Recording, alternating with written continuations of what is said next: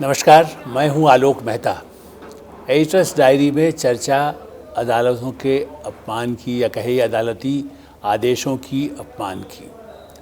Britain में ये बड़ा चलन है कि वहाँ तो यदि जज कोई फ़ैसला देते हैं उसके बारे में मीडिया में बाकायदा यदि गलत उनको लगता है तो उसके बाकायदा उल्टा ऐसा कार्टून बना देते हैं, लगता है कि उल्टे लटकाए गए हैं जज।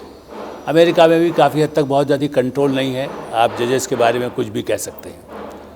भारत में न्यायपालिका स्वतंत्रता के बाद से ही और स्वतंत्रता के पहले भी यदि देखा जाए तो हमारे तो पंचायत का व्यवस्था रही।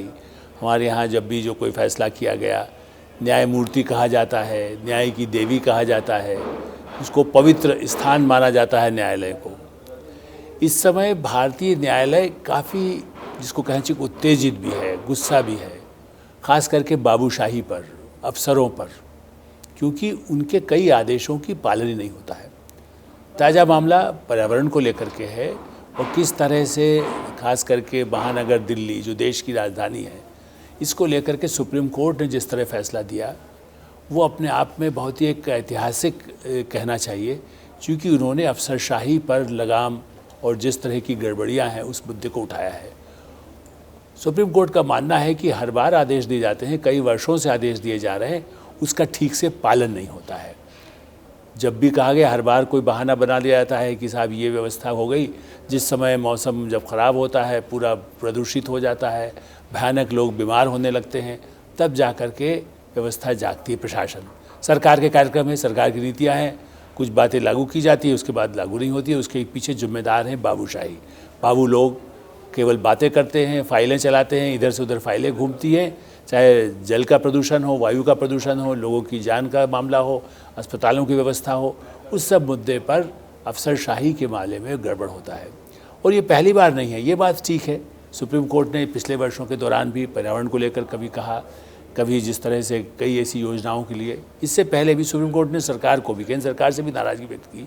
ट्रिब्यूनल के लिए न्यायाधिकरण बनाए जाते हैं कुछ ऐसे मुद्दों को लेकर के जहाँ पर आवश्यकता होती है सभी पक्षों का सुन करके एक ऐसी व्यवस्था कर दी जाए जिससे कि काम ठीक से चलता रहे।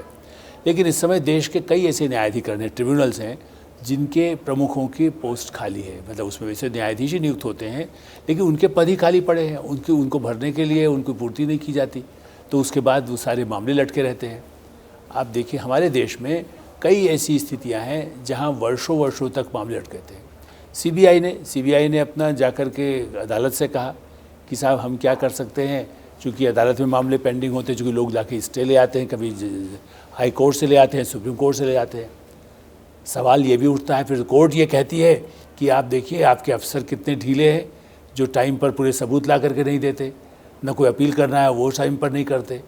तो ये जो न्यायालय का हमारे यहाँ जिस तरह से उनके आदेशों का कहना चाहिए, कहा गया कि साहब इंच किनारे पर ये दुकानें नहीं होंगी। उसके बाद अदालत ने ढाबों के बारे में, यहाँ से जो हाईवेज़ हैं उसके बारे में कई वर्ष पहले पंजाब की तरफ जो जाने वाले थे, का इतनी दुकानें इतनी दूर होना चाहिए, इतनी दूर ढाबे होना चाहिए, लेकिन उसका पालन नहीं होता। पालन कौन करता है? प्रशासन। देखिए नेता तो छूट दे देते हैं जो उनको वोट चाहिए, लेकिन जो अफसर चाहे वो पुलिस के हों चाहे प्रशासन के हों, वो उसे पूरा नहीं कर पाते और इसलिए हज़ारों लाखों लोग प्रभावित होते हैं निर्णय में देरी से। पहले हम पानी की बात करते रहे, जल प्रदूषण कितना भयानक, गंगा हो, यमुना हो, सरस्वती हो, जो सरस्वती तो पुरानी नदी है, वहाँ तो कोई उसका तो कोई कहना चाहिए कि कहीं ना कहीं और दूसरी नदियों में मिले, लेकिन आप शिप्रा की बात करते हैं, नर्मदा की बात करते हैं, सब जगह प्रदूषण के बारे में देश में बड़ी भारी एक समस्या है। जहाँ अदालतें कहती है कि पानी के प्रदूषण को रोकने के लिए पानी पहुँचाना है लोगों को, एक पीने लायक पानी तो मिले। पहले लोग तालाब कुएँ में पानी पी लेते थे, अब सारी इतनी इंतज़ाम होने के बाद भी कल कारखानों का, दिल्ली का भी यही मामला है, मुंबई का मामला है, जहाँ पर कारखानों का पानी पीने के पानी में मिल करके नदियों में मिला दिया जाता है, जिसका उसको कंट्रोल नहीं होता। वाराणसी, वहाँ कुछ हद तक प्रधानमंत्री नरेंद्र मोदी के बनने के बाद कुछ हद तक कंट्रोल किया गया, लेकिन वाराणसी तक तो नदी कब पहुँचती है जा करके बह करके गंगा। इलाहाबाद में गंगा कब पहुँचती है? तो देर से पहुँचती है। इसलिए इस सारे मुद्दों को लेकर अदालती आदेशों की अवहेलना या उनका अपमान ये एक बहुत गंभीर मुद्दा है।